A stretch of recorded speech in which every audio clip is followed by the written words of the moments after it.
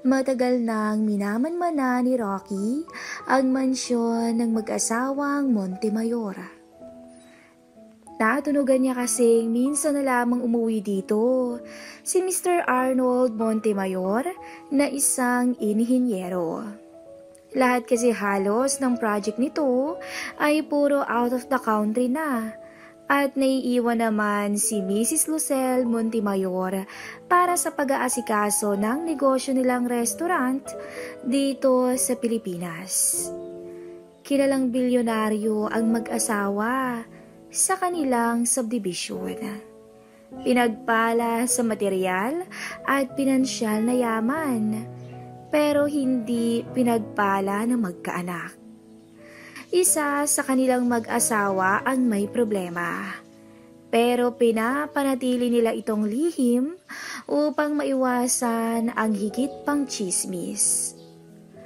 Matagal na sa pagiging kawatan si Rocky.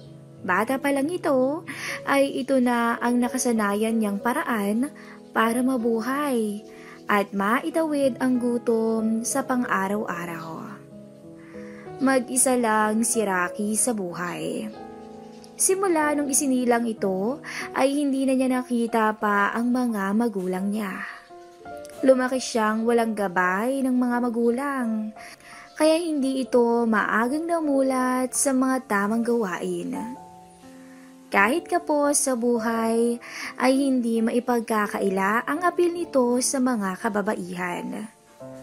Maganda kasi ang pangangatawan niya. At may gwapong mukha na talaga namang pag-aagawan ng mga kababaihan. Dahil pa walang anak ang mag-asawang Montemayor, madalas na ang mag-asawang kasambahay at hardinero lang ang naiiwan sa mansyon kapag umaalis si Mrs. Montemayor. Maganda sanang pagkakataon yun para kay Rocky. Pero nag-aalangan siya na may makakita sa kanya mula sa labas. Total ay si Mrs. Montemayor at 2 tauhan lang naman ito ang nasa mansyon, ay nagdesisyon si Rocky na gabi niya isa sa katuparan ang pagnanakaw sa mansyon. Maigpit ang security sa entrance gate ng subdivision kapag gabi na. Kaya ang tanging daanan lang ay ang ilog sa likod ng pader na nagsisilbing bakod sa dead end ng subdivision. Dito dumaan si Rocky na mala James Bond ang porma. Itim na itim para hindi siya makita sa dilim. Halatang veterano ang kawatan na to. Nang dumating siya sa mansyon ng mga Montemayor, ay nagulat siya dahil mayroon palang security guard ito sa gabi. Bukod pa ron, ang maraming CCTV na nakapalibot dito. Ang tanging daan na nakikita ni Rocky ay ang nakadungaw na sanga ng Nara sa likuran ng mansyon. Bit-bit ang kanyang mga kagamitan at ilang inflatable na bag sa bewang ay matagumpay na naakyat ni Rocky ang sanga na magsisilbing daan niya papasok ng mansyon. Hindi kaagad bumaba si Rocky sa puno. Kahit kasi nasa harapan ng bahay ang gwardya at mahimbing na ang tulog ng lahat, ay maaari naman siyang mahuli sa CCTV. Kaya hinanap muna nito ang kamera.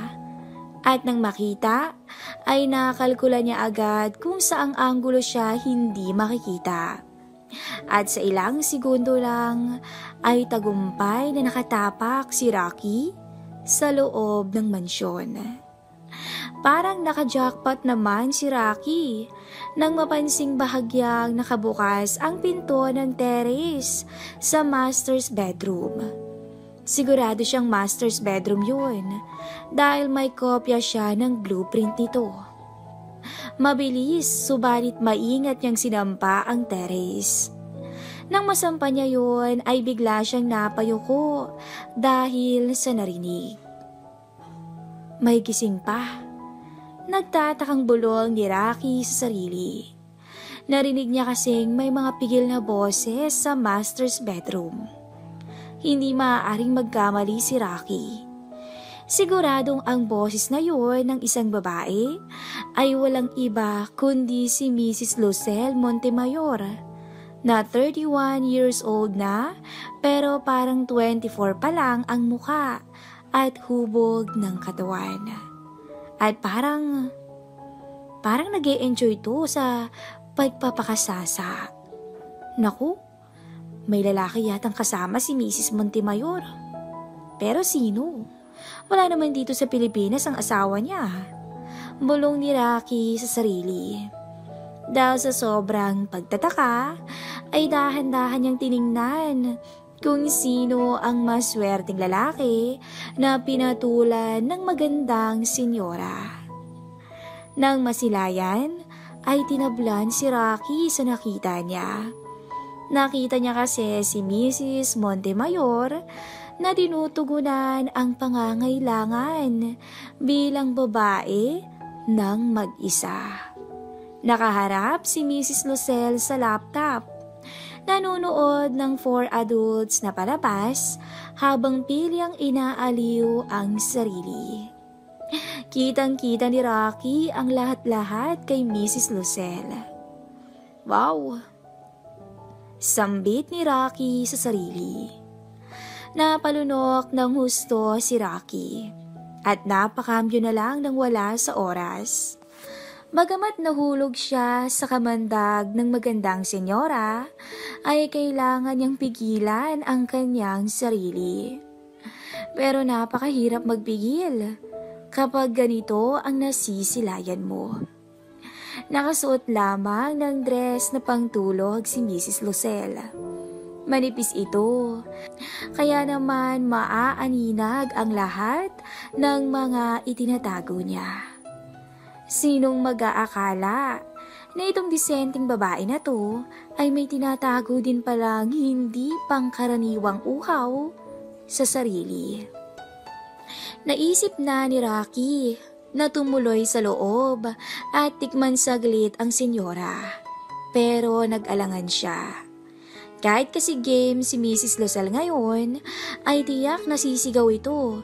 Kapag nakita siya na sa forma pa lang, ay obvious namang may balak na masama.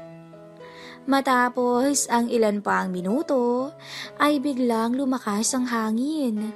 At napansin ni Mrs. Lucelle na may tao sa labas. Nagmadali itong tumayo at kinuha ang baril sa kanyang drawer. Napansin naman ito agad ni Rocky, kaya mabilis niyang inayos ang sarili. Amba na sanang tatalon siya sa tiransya, pero inabutan siya ng senyora. Huwag kang gagalaw, kundi pa pasabugin ko yung ulo mo. Ang wika ng senyora kay Rocky. Humarap ka, ipakita mo yung mukha mo.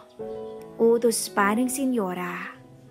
Unti-unting humarap si Rocky nang nakataas ang dalawang kamay. Hindi pa rin mawala sa isipan ni Rocky ang nakakaakit na itsura ni Mrs. Lucelle kanina kahit pa may baril nang nakatutok sa kanya. Paano ba naman ay mas malapit na sa kanya ngayon ang napakaganda at nakakatakam na babae na noon niya lang napansin na kahawig pala ni Francine Prieto. Kahit madilim, ay may konting liwanag pa rin naman. Kaya napansin ni Mrs. Lucelle na may nakaumbok sa pantalon ng lalaki. Shit ka? Nakita mo ko? Kanina ka pa ba dito? Sino ka? Anong ginagawa mo dito? Sunod-sunod na tanong ng senyora na tila napahiya nang maisip na may nakapanood pala sa kapilihan niya. Hindi po. Nauutal na sagot ni Rocky. Tangina mo, sumagot ka ng maayos. Sigaw ng senyora, sabay hatak sa kwelyo ni Rocky at hinila ito patungo sa loob ng kwarto. Tinulak niya to paupo sa bangko na nasa study table at mabilis na kinuha ang posa sa loob. Tahimik lang si Rocky at hindi makapalag dahil sa armas na nakatutok sa kanya. Ipinosas ng senyora ang magkabilang kamay ni Rocky sa sandalan ng bangko at mabilis niyang kinuha ang wireless phone para sana tawagan ng pulis. Pero nang mapasulyap ang senyora sa gwapong mukha ni Rocky at matipuno ang pangangatawan nito, ay nagbago ang isip niya. Inilapag ng senyora ang baril sa lamesa, kasabay ng paglapag nito ng telepono. Sabay tumayo ng nakapamewang sa harapan ni Rocky na hindi makagalaw at kabado pa rin dahil sa nanggigigil sa galit si Lucel. Sa isip-isip ni Rocky, lagot na siya. Tiyak na pagsapit ng umaga ay sa kulungan na ang bagsak niya. Pero sa kabila ng pagkakabahala, ay hindi pa rin niya mapigilang matangay dahil sa mistisang ginang na nakatayo ngayon sa harapan niya. Sumagot ka sa itatanong ko. Anong ginagawa mo sa tiransya ko? Magnanakaw ka no? Madiin itong tanong. Sumagot naman ng patango si Rocky na ikinainis ng senyora. Sumagot ka sabi, sigaw nito. Opo, bulong ni Rocky. Kanina ka pa ba sa tiransya? Opo. Bawat sagot ni Rocky ay naiinis ang senyora. Pinapanood mo kanina si ginagawa ko? Pasigaw nitong tanong. Opo, sagot ulit ni Rocky. Hayop ka? Gigil na sigaw ni Mrs. Lucel sabay sampal kay Rocky. Nasaktan si Rocky sa lakas ng sampal sa kanya. Pero ikinagulat niya ang masumunod na inasal ng senyora. Lumuhod ito sa harapan ni Rocky. Binuksan ang zipper ng kanyang pantalon at doon ay lumusong. Napamura na lang si Rocky sa gulat at kiliting bumalot sa kanyang pagkatao. Itinigil ng senyora ang kapilihan at tumayo ito para sabunutan siya. Minumura mo ba ako? Tanong ni Mrs. Lucel kay Rocky. Sorry po, nabigla po kasi ako eh.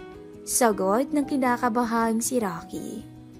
Biglang sumampa sa mga hita ni Rocky ang senyora at sinunggaban siya nito sa labi.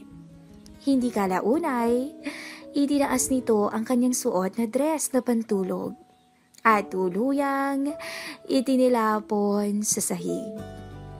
Nanlaki na ngang tuluyan ang mga mata ng binata, lalo na nang dumikit sa kanya ang harapan ng senyora na hindi naman tinanggihan syempre ni Rocky. Dahil nga sa nakaposa si Rocky, ay wala itong magawa kung hindi sundin ang nais ni Mrs. Lucel. Sa isip-isip niya ay napakaswerte niya kahit ba napornada ang pagnanakaw niya.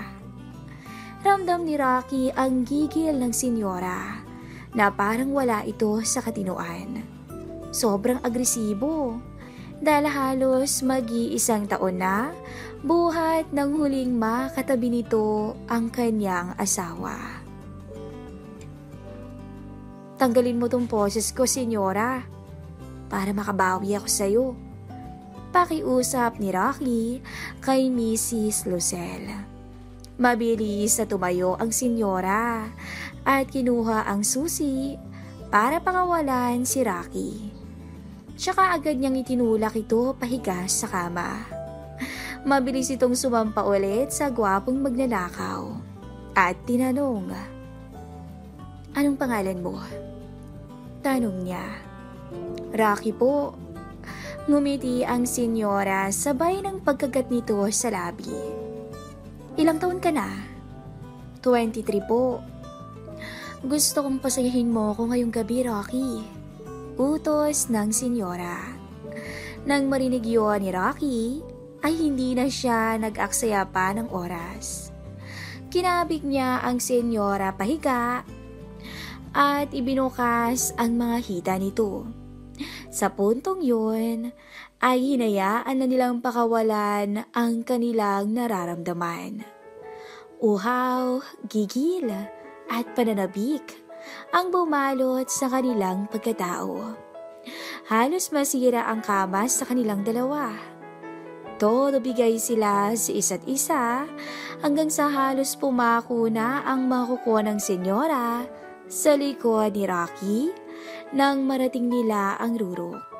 Maya-maya pa ay bagsak silang dalawa sa pagod at nakahilata sila ngayon sa higaan. Nakatitig si Rocky kay Lucel at tila hindi makapaniwalang pinatulan siya ng isang babaeng malabo niyang maabot dahil napakaganda at napakayaman nito. Si Lucel naman ay may kinuha sa kanyang drawer. "Kunin mo to, nandyan ang contact number ko," wika ni Lucel kay Rocky sabay sa pag-abot ng calling card. "Tigilan mo na ang pagnanakaw. I want to hire you as my personal driver. Marunong ka naman sigurong mag-drive, di ba?" Tanong ni Lucel kay Rocky. "Opo, salamat po," sagot ni Rocky na halos maluha sa tuwa. "Salamat din pero bukod sa pagiging driver ko, syempre, trabaho mo na rin na aliwin ako sa kama.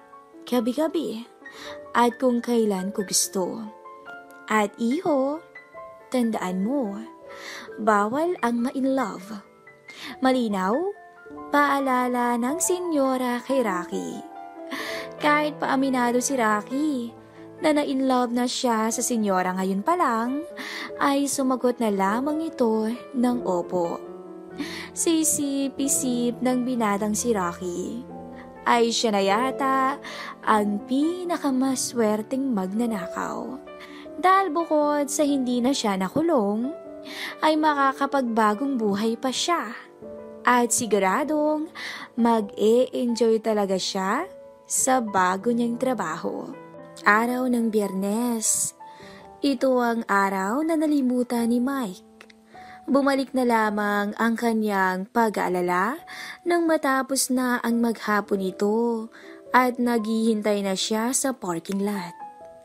Ngayon lamang niya naalala na ito na pala ang sandali ng paniningil ng kanyang kaibigang si George mula sa pustahang siya rin ang nagyaya. "Tara na," tanong ni George sa kanya. Oo pre, tara na." Gulat naman na sagot ni Mike na talaga namang kinakabahan na ng husto. 6:02 p.m. nang makarating sila sa bahay nila Mike. "Oh, nandiyan na pala kayo babe. Hi pare." Masayang bati ni Mayan sa dalawa. "Kumain na muna kayo bago kayo mag-inom ha?" Yaya nito sa kanila. Naghanda ng tinolang manok si Mayan na alam niyang paboritong ulami ni George. "Bakit hindi kayo natuloy ng Lunes pare?" tanong nito kay George habang kumakain na sila. "Busy lang kasi Mari." Palusot naman ito sa kanya. Nagkatinginan patuloy si Mike at George sa tanong na yon ni Mayan. Hindi naman kasi nila pwedeng sabihin kay Mayan ang totoo dahil ito rin naman ang binili ni Mike sa kanya nang magpostahan silang dalawa. Matapos ang nakakabusog na hapunang yun, ay agad nang pumwesto ang dalawa sa sala. Samantalang si Mayan naman ay naglutong muli ng toko at baboy para sa pulutan ng dalawa. "Mare, shot naman tayo."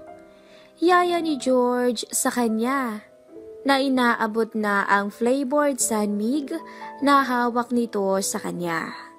"Ha? Hindi pwede pare at may gagawin pa kasi ako." Tanggi naman ito sa alok ni George. "Weekend naman bukas Mare, kahit isang bote lang. Gusto ko lang naman na makabanding ka eh. Sige na. Pagpupumulit naman ni George. Sakto namang pababa si Mike ng silid ng mga sandaling yun dahil nagpalit ito. Tumingin tuloy si Mayan kay Mike para hingin ang opinyon nito. Tumango naman si Mike sa kanya. Wala nang nagawa si Mayan kundi kunin ang bote ng beer na iniabot ni George sa kanya. Agad itong umupo sa tabi ng kanyang asawa. Cheers! Tugon ni George na iniangat ang bote ng beer at inilapit kila Mike at Mayan. Agad namang kumampay ang dalawa at kasama na nga rito ang bote ng flavored sunmig ni Mayan. Sabay-sabay na lumagok ang tatlo. Iyan! Masayang tugon ni George dahil sa ito ang unang pagkakataon na makakainuman niya si Mayan. Sa totoo lang ay hindi naman talaga marunong uminom ang chinitang misis ni Mike. Ito ang unang beses na makakatikim ito ng alak. Kita sa mukha ni Mayan ang paninibago sa nalalasahan. Masarap, hindi ba? Parang juice lang yan, Mari. Biro naman ni George sa kanya. Tumango na lamang si Mayan, tanda ng pagbibigay sa kagustuhan ng kanyang kumpare. Kung sa bagay, ito ang unang beses na inalok siya nito at parang nakaramdam din ng hiya si Mayan kung tatanggihan niya ang kumpare. Si Mike naman ay nakikiramdam lang sa kanyang kaibigan. Hindi kasi niya alam kung paano nito didiskartihan ang asawa, lalo pa at ang alam niya ay sobrang konserbatibo nito. Kumusta naman ang klase mo, Mare? Bungad na tanong ni George sa kanya. Okay naman, pare. Minsan nakakapagod, pero madalas okay naman. Sagot nito sa kanya. Ito ang naging magandang bunga ni George sa kanyang morenang kumare. Gusto kasi niyang kuhanin ang loob nito, kaya naman sa pakikipagkwentuhan niya ito dadaanin. Tama ang naging diskarting yun ni George. Lumipas ang halos 2 oras at nakakaapat na silang bote ng alak.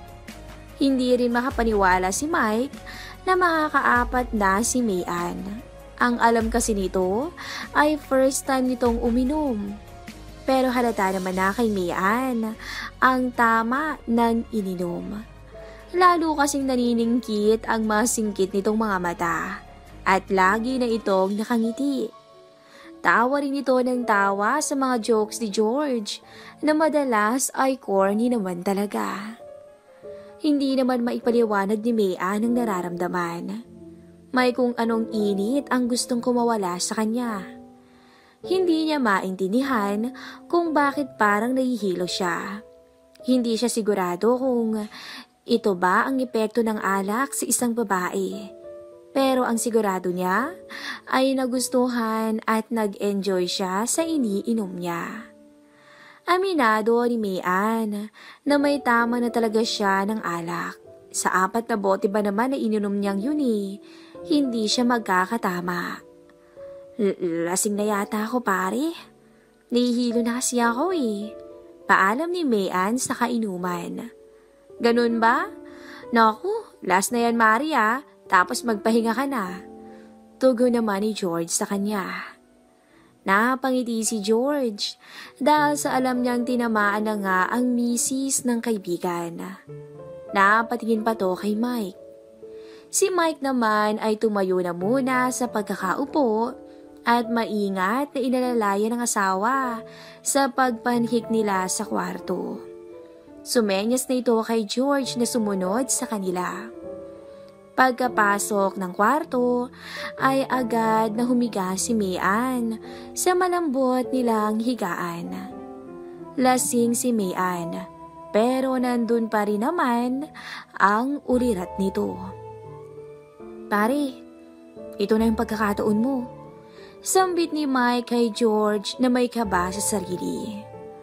Tumango naman si George sa kanya. Nag-aalangan pa nga to nang mapansing parang hindi yata aalis ng silid ang kaibigan. Hindi ka ba lalabas pare? Pagtataka nito kay Mike. Okay lang ba na mag-stay na lang ako dito pre? Pag-aalala ni Mike sa asawa. Bagamat hindi sigurado si George ay pumayag na rin ito.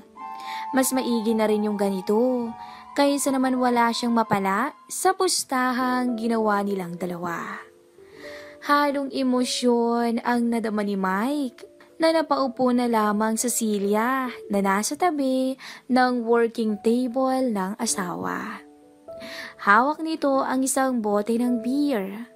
Nandoon ang kaba dahil sa pag-aalala niya sa kanyang maganda at chinitang asawa pero wala siyang magawa dahil kasalanan din naman niya ang nangyari.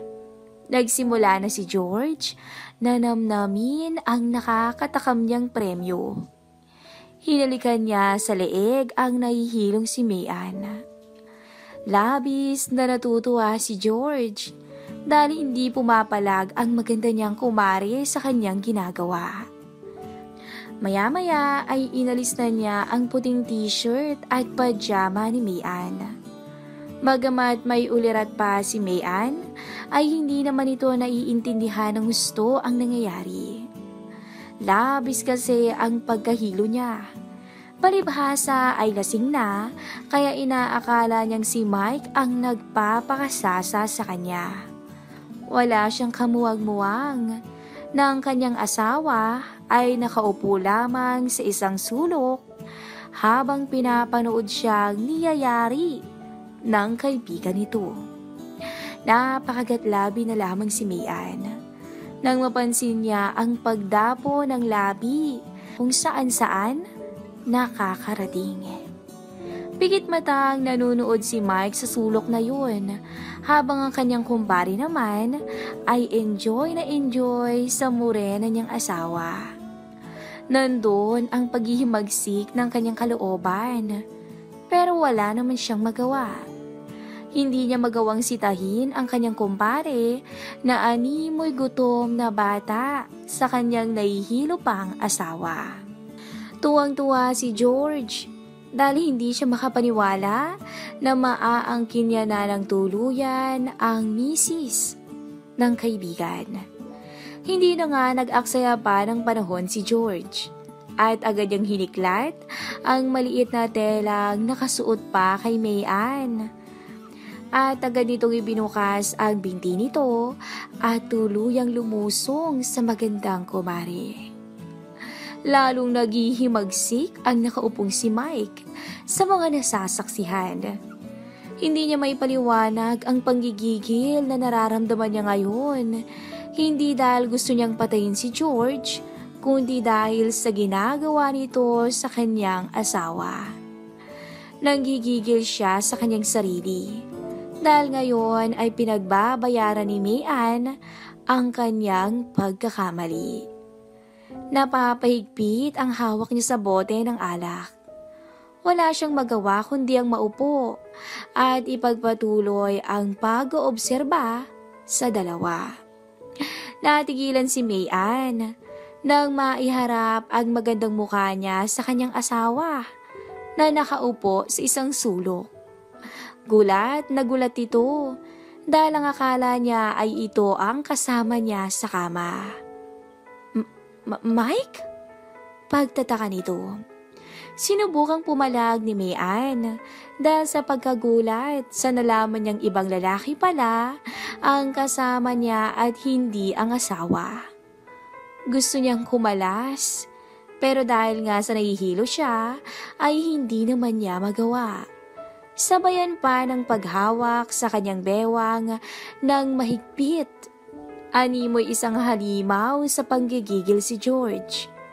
Sa kabila ng lahat ay hindi naman maipaliwanag ni Mayan kung bakit nagugustuhan niya ang nangyayari at nag-e-enjoy siya ng tuluyan sa kumpare. Halos hindi maipinta ang mukha ni Mayan sa tindi ng tinatamasa. Ngayon lamang kasi nakaranas ng ganito ang maganda at morenang guro. Parang mababaliw ito sa kanyang kumpare. Nagulat naman at namilog din ang mga mata ni Mike dahil sa unang pagkakataon ay nakita niyang ganun ang reaksyon ng asawa. Parang may kung anong selos itong naramdaman dahil sa pakiwari niya ay nawala na ang pagtutol ng misis sa kanyang kaibigang si George. Muling sumampa ng kama si George at tumayo. Hinatak niya ang mga kamay ni Mayan at pinaluhod ito sa harapan niya. Lalong nagulat si Mike sa pagsunod ng kanyang misis kay George. Gusto na sana niyang umalis na lang, pero hindi siya makatayo dahil sa may kung anong pumipigil sa kanya. Halos madurog ang pagkatao ni Mike dahil sa yun din ang gusto niyang gawin ng kanyang asawa sa kanya, na noon pa man ay hinihiling niya pero ni minsan ay hindi naman nangyari. Samantala, panay ang pag-iwas ng tingin ni Mayan kay Mike dahil ayaw niyang ipakita na nag-e-enjoy siya ng gusto sa kanilang kumpare. Lalong nadurog ang puso ni Mike sa naging kilos ng kanyang asawa. Ayaw man niyang aminin ay nandoon ang sakit dahil sa hindi niya matanggap na si Mayan ay unti-unti nang napapasunod ng kanyang pinakamalapit na kaibigan. Halos malusaw ang pagiging lalaki ni Mike sa nasaksihan. Hindi na niya kaya. Pagkatapos ng insidenteng to, ay balak niyang kausapin si Mayan para ibuhos ang lahat ng sama ng loob na natamo niya ngayon. Tuwang-tuwa naman si George dahil sa nakamit na niya ang tunay na premyong inaasam. Tang-ina talaga. Tumayo na si Mike mula sa kinauupuan at agad na naglakad papalabas ng kwarto dahil hindi niya nakinaya ang kanyang nakikitang eksena. Pagbukas nito ng pintuan, ay natigilan ang naghihimagsik na mister ni Mayan dahil doon ay nakatayo ang mistisang si Cathy na naka-nighties. Nakangiti ito sa kanya. Gulat na gulat si Mike at parang nabuhusan ng malamig na tubig. At saan ka naman pupunta? Tanong ni Cathy sa kanya. Lumingon siya sa kanyang kumpare at nagsalita si George. Hindi naman kita matitiis pare. Kaya naman may masarap din akong balato para sa'yo. Tugon ni George sa kanya. Nagkatinginan ang mag-asawang George at Cathy. Kumindat si George sa kanyang mistisang asawa. Kasabay ng pagkindat niyang yun ay ang pagsuyo naman ni Cathy sa labi ng naguguluhang si Mike. Abangan po natin ang last episode ng ating story.